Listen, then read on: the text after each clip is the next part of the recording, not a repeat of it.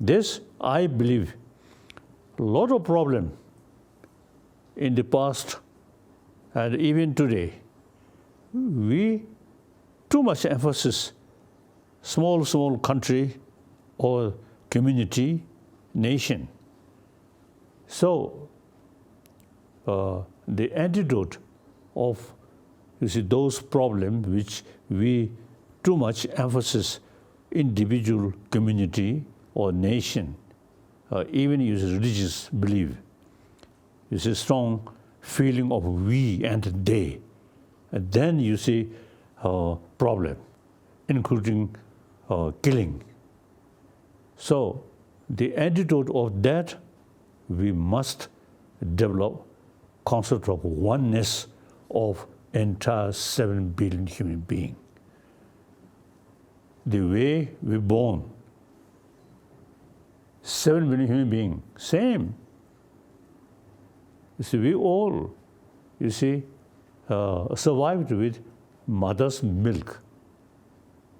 Mother's milk is the signs of compassion.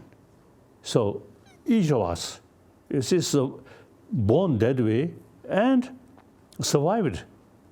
And at the end of our life, the compassionate attitude showing surrounding people, the dying person, very much happier.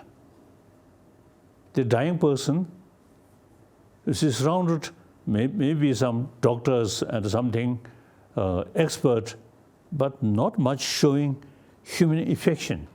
Then the dying person, sometimes may doubt, so unhappy. So compassion is at the beginning of our life, and at the end of our life, karuna is key factor. So in this country, as I already mentioned, we already implemented karuna, implementation of karuna we call ahimsa. So Indian, we as a sort of student of ancient Indian master. So now I fully committed to promote concept of oneness of 7 billion human beings. Number 2 commitment, I'm Buddhist. The religious harmony, that's my second commitment. It is really unthinkable with the name of religion, fighting, killing, unthinkable. All religion, the philosophical field differences. Theistic religion say God, creator. Non-theistic religion, such as Buddhism and Jainism, and so on, no concept of creator, but ourself a creator, and due to one's own karma. And here, India's sort of concept of Atma, beside this body, this mind, Atma, there. The continuation of Atma is a previous life and this life, from this life, next life. So there is no creation. So this is a concept. Now already, there are cases, young children, clearly express memory about their past life. Now some scientists also, showing interest, these things. So India's concept, Atma, something like owner of this body and mind. So body, with this body and the present sort of mind or brain, it's just one life. But real owner of the body and sort of mind, we say, my body, my mind, Where is I? Now, this country, over 3,000 years, investigate. So, you see, you develop the concept of Atma. The Buddha, you see, the concept of Atma is a little bit extreme. You see, beside this body and mind, something independent sort of self, that we call Atma. So Buddha say, not that kind of independent sort of self, but self depend on this body and mind. So we can say Indian, Tibetan, so Tibetan I, Indian I, Muslim I. So the Atma depend with this body and mind, this brain. So there is no separate, independent self. So Buddhism called Anatma theory. Anatma does not mean no I. I is there. So therefore, my commitment, religious harmony, all major religious tradition, different philosophy, but all carry same message of love. Christian, Muslim, Judaism, Jewish, any sort of religious people, their main practice is love. So all major religious tradition, you see, their main message is love. Sometimes I sort of express all those religion is religion of human being. So therefore, all religion emphasizes the best thing about human mind, that's love. So all major religious tradition, you see, carrying the message of love. And for that, they utilize different philosophy. Some say there's God, some say no God, but all, you see, carry same message of love. So on that basis, religious harmony, very possible. Now one example is India. This country, over billion populated nation. All major world religious tradition exist here. I never heard, you see, serious conflict in the name of religion. Now one example, India's Muslim, Shia, Sunni. I never heard complaint between these Shia and Sunni. And some other country, Shia and Sunni are fighting each other. So India is the living example. All major religious traditions can live together. And in some cases, mutual learning. And through that way, mutual respect. So since this big country, you see, over 1,000 years, religious harmony there. So therefore, I fully convinced religious harmony is possible. India is example. That's my number 2 commitment. Number 3 commitment, I'm Tibetan. You see, this physical Tibetan blood or Tibetan sort of flesh. So I'm Tibetan. Mentally, I'm Indian. And then more than that, now over 60 years, now here I am a refugee in this country. And they remain the longest guest of Indian government. You see, some time back, I expressed some journalist, one journalist asked me, why you mentioned yourself as a son of India? Then I told,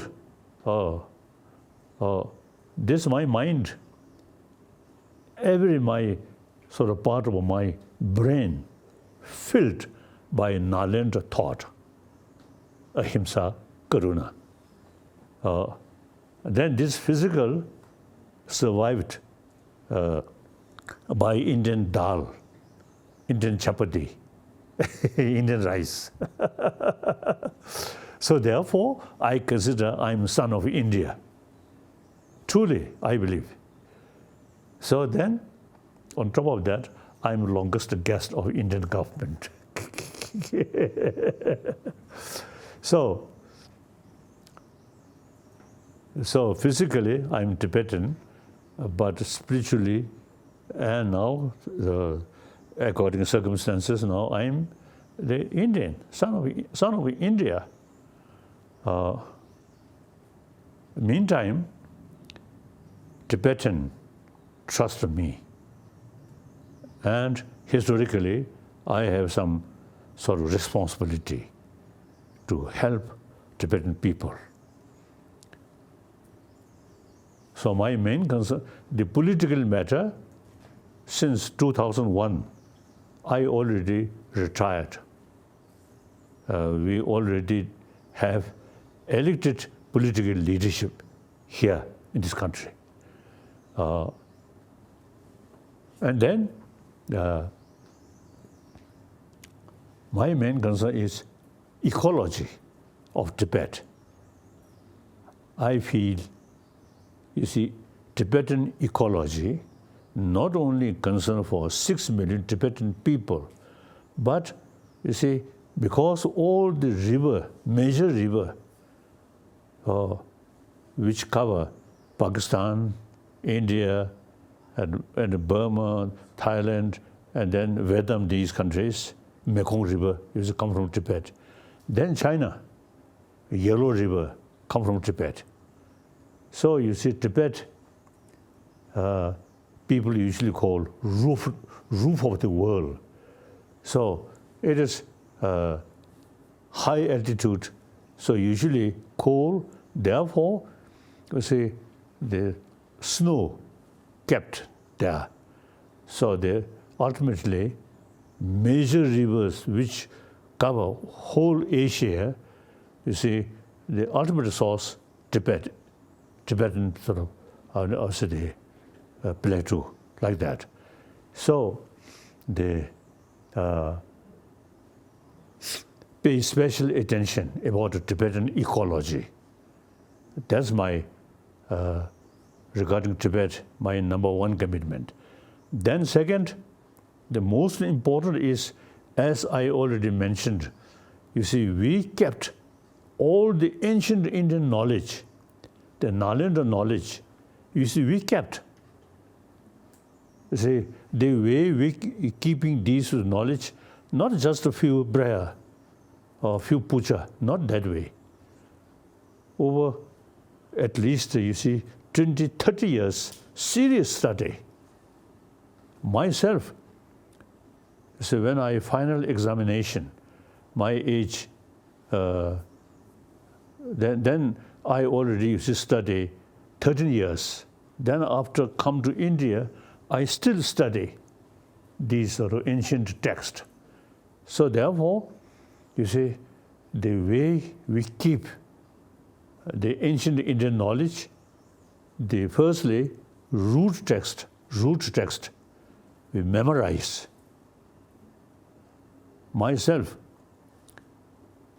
you see, as a Dalai-Lama, so in, or say the ceremony, I have high seat and sit on that. But when I study, my teacher kept weep to show me threat. unless you study seriously, you see, they show me weep, yellow weep. So I myself, I think 6-7 years already started memorizing these root texts. Then each word explained according commentary, wrote by Nalendra Master, and Tibetan commentary also is there. Then we, as an Nalendra tradition, we extensively use debate, logical approach, debate. So I myself, you see, through that way, the way to keep all this knowledge, not just a few prayer or ritual, but we study seriously. And then meantime, you see, we always use the emphasis, first level of knowledge is hearing, reading. The second level of knowledge, serious thinking, including debate. That bring conviction, deeper feeling or experience. Then, you see, use, familiarize, that we call meditation, familiarize. Then you gain gradually deeper experiences. I myself, as I mentioned earlier, 6-7 year old already started memorizing some of these texts, then read commentary explained by teacher, then use logical approach. 1959, when you see we become refugee, I already have some sort of knowledge. So then continuously practice. I usually, you see, wake up 3:30 morning. Then about 4 hours meditation. Meditation means analytical meditation, thinking. So that is really very, very helpful. You see, to reduce negative emotion, to increase positive emotion. Result, my mind peaceful. Okay. I think my Indian friend, you see, many occasions we have the sort of meeting. I think nobody, I think, is seeing angry face Dalai Lama. Always smile. So, although smile, there are different kind. Sarcastic smile and artificial smile. My smile, I think you can judge. My smile is sincere smile. I think animal, dogs, they notice artificial smile or sincere smile. Even animal, you see, they can make distinction. So as a result of this practice, my mind always very peaceful. And one side effect, my body also, you see now, a nearly 86-year-old body, still very fit, no problem. Occasionally, my knees some problem. Otherwise, my physical condition very good. Because you see, peace of mind, very close connection. Too much anxiety, too much anger, then physical condition also sometimes difficult. So all these result of the practice of ancient Indian knowledge. So I really appreciate this life. I met Indian tradition and seriously sort of study and serious thinking and serious practice, immense benefit, very good. Then India's sort of tradition, secular. You see, these training of our mind, not necessarily related with religion. Without religion, simply training our mind. That's as a sort of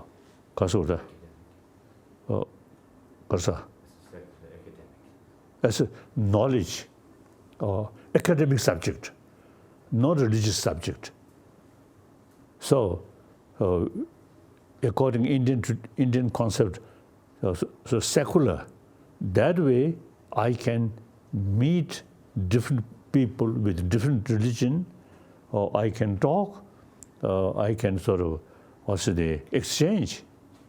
If these certain object which come from Buddhist sort of text, I present as Buddhism, part of Buddhism, then you see some people may feel little uncomfortable. So the way to share with other people, I also, you see, doing according Indian secular way. It's a great thing. So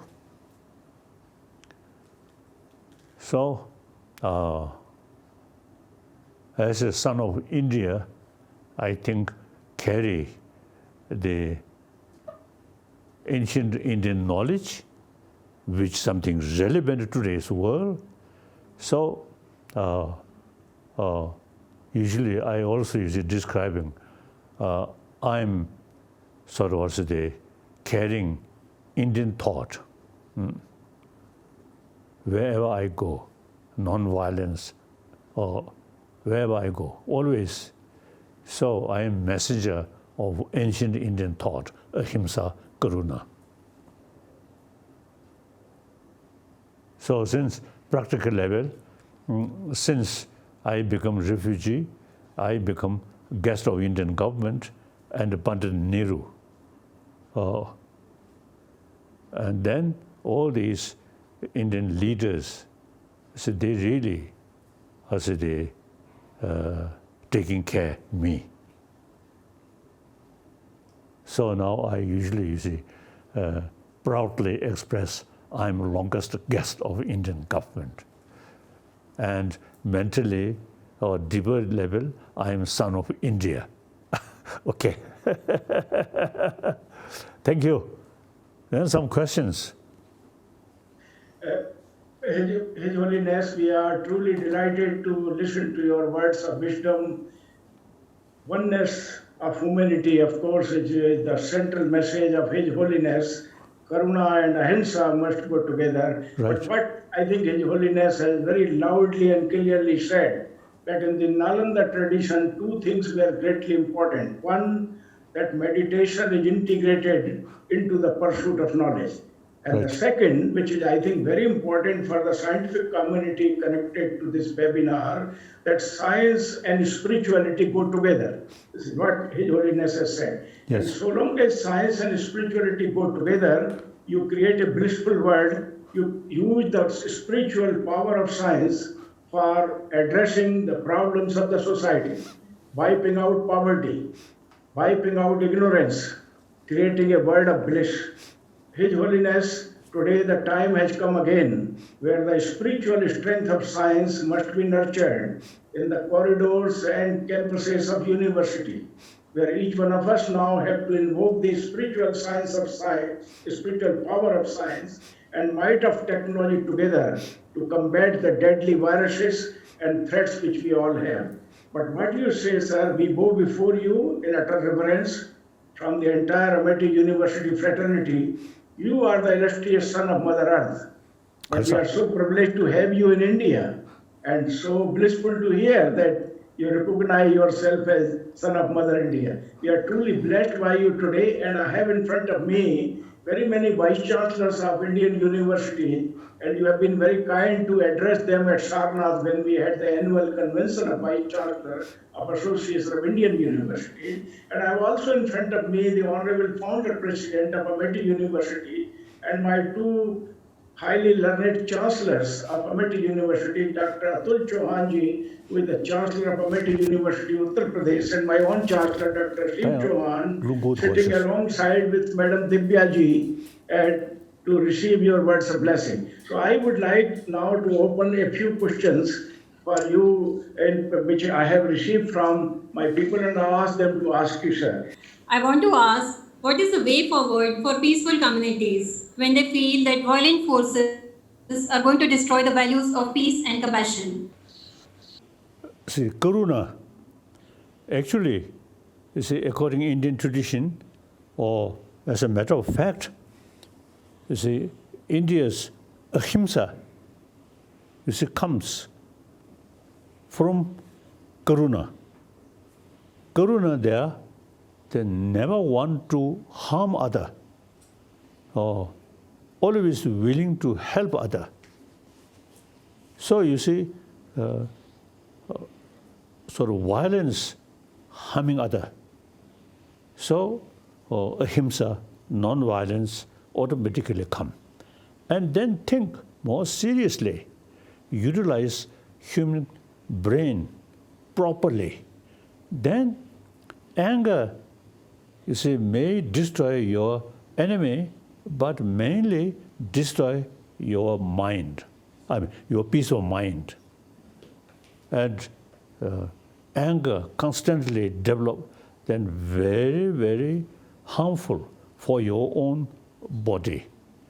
And in your own family, your own neighbor, you see, if you remain angry person, then nobody come close to you. Everybody, oh, that person always shouting, always anger, so avoid. Then, as a result of the anger, eventually you become lonely. That's very much against the basic human nature. We are social animal. So we must sort of have as a close friend. For that, genuine sort of karuna, ahimsa, and karuna there, then a friend comes. So anger, very much sort of against, actually very much against the basic human nature. We are social animal. Look, dogs, those dogs, or strong body, you see, close friendship with other dogs, then they live peacefully. We can see. Some dogs always barking, then become lonely. So we are social animal. You see, we have to live with other fellow human being. So it is much better live happily. So for that reason, we are not talking about religion or next life. Simply our day-to-day life, more compassionate mind, or with peace of mind, then you get more friend, and you always remain among, compassionate society. His Holiness, there is another question coming from Mr. Hitesh Agarwal, a student of MSc Applied Physics. Hitesh Agarwal, please go ahead and ask your question. Good morning, His Holiness. My question is, why kind-hearted people suffer more difficulties as compared to greedy people? That's a reality. Why the kind-hearted people, nice people suffer more than the crooked ones, His Holiness? No, I don't think.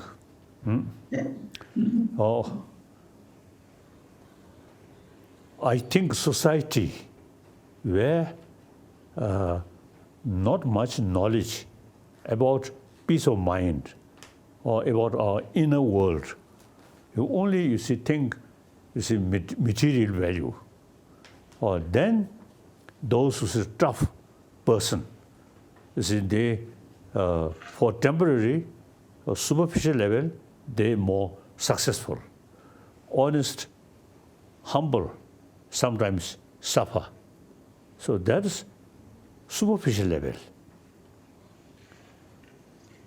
here I want to share with you the so-called modern education, very much oriented about material value. So in material value, competition, cheating each other. So for temporary, more successful, humble, honest, sometimes suffer. So therefore, is our existing education very much sort of emphasis on material value. So-called modern education come from West. In the Western world, there are moral principles side religion, just God, God, God. They are completely lacking about how to train our mind. And you see, more study about our emotion. That's only India have used this knowledge. So I often, feel the India 1,000-year-old tradition about our inner knowledge about our inner world, such as compassion, these things. India already have this knowledge. Then several centuries, the Buddhist scholars, Hindu scholars, and many, explain about these things. So these we should study. Can we take another question from a young student, Hardik Ahuja, student of clinical psychology? Yes, let me finish the one sort of my sentence. The India, and modern India, too much pay attention about material value. Through that way, whole sort of generation come from that kind of education and more materialistic thinking. Now time come, the Indian education field should include education, secular way, education about our emotion, about our mind, and how to tackle these destructive emotion, and how to develop constructive emotion. That I feel very strongly the Indian, modern India, I think should make effort to combine modern education and ancient Indian education about our mind, about our emotion. These things in the education field, I think, should combine these two things. In the previous century, Mahatma Gandhi ji is non-violence, ahimsa. He, propagate on this planet. So many as far as I know, like Nelson Mandela and America Kasa, Martin Luther King, and so on. Many sincerely follow with conviction Mahatma Gandhiji's non-violence struggle. So now this century, I think time come, we notice too many problems, even religion causing problem. So we really need, India's 1,000-year-old message of ahimsa, message of karuna through education in order to help other people, other country. Firstly, within the country, you should introduce a lesson about, our inner world, emotion, and how to tackle these things as a sort of secular way. So this, I really, want you Indian concerned sort of professors and also students, I think, should think how to bring real sort of the antidote of today's world's too many crises, because too much concern, me, we, like that. And with that feeling and the reason, economy, religion, and these things. Now, for example, this country, India, a great nation, but still huge gap, rich and poor. The poor people, they are really, you see, suffering. So, you see, the sense of concern of entire sort of human brothers, sisters. Firstly, you should revive these ancient Indian sort of thought about altruism, then show rest of the world. You see, combination, usually I describe hygiene of emotion, hygiene of physical. India have the ability to these two things combine, then show rest of the world. So so now, like you, young Indian, you should think more seriously how to educate our mind, and through that way, peace of mind and destructive emotion reduce. This, I'm not sort of talking just according text. I myself practice these things. So and one Tibetan, my friend, who spent 18 years in Chinese Gulag. Then early 80, he had the opportunity come to India. Then he told me, 18 years in Chinese Gulag, so few occasions he faced some danger. I thought danger on his life. And what kind of danger? His answer is danger losing compassion towards Chinese. So through practice, through learning, he considered compassion is a very important practice. So when he faced some sort of some torture from Chinese, then occasionally he feel little anger, and he consider that's dangerous. So now, scientifically, some scientists say our basic nature is more compassionate. Because we are social animal. Then latest, the scientists also, you see, anger actually destroy our peace of mind. Now this scientists say. Now last few decades, I have serious discussion with scientists because our Nalanda tradition, not a faith, but analyze. So last, consider 4 decades, right? 4 decades, I have serious discussion with scientists. So now many scientists say, now peace of mind, compassion is very helpful for our mind, peace of mind, and through that way, healthy body, like that. So therefore, now India have the potential. You are not something learning from newly from outside. No, the question of revival of your own 1,000-year-old sort of tradition, and all these great masters, all are Indian, no Tibetan, no Chinese. So your own sort of ancestor. So the modern Indian should pay more attention about your ancestors' knowledge and their writing.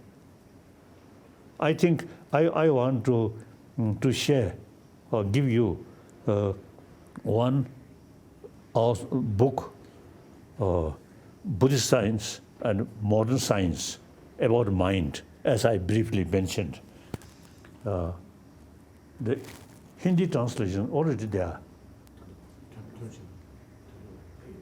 Whether complete or not, the translation already started. Then English translation there, and Chinese translation.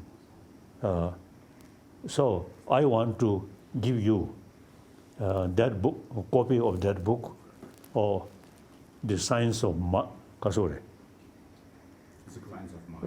mainly science of mind, and that I mentioned modern science and Buddhist science. Thank you. 85th birthday, His Holiness.